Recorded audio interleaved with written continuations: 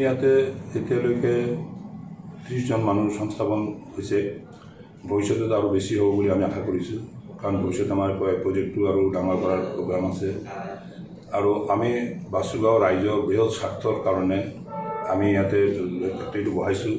নহ'লে আমি বেলেগ জেগাতো বহাব পাৰিলোহেঁতেন। ইয়াতে কোনো কৰ্মসংস্থাপনৰ কোনো ব্যৱস্থা নাই।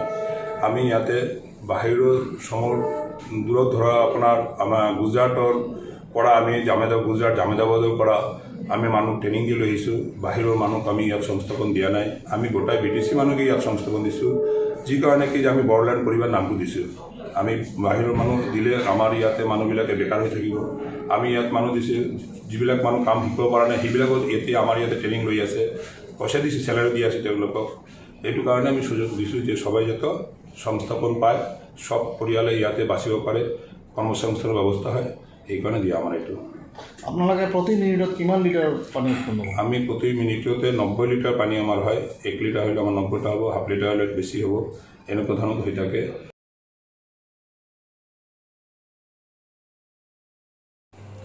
উদ্যোগত মানে এইটো প্লান আৰু প্লাণ্টত কেনেধৰণে কাম সম্পাদন কৰা হয়?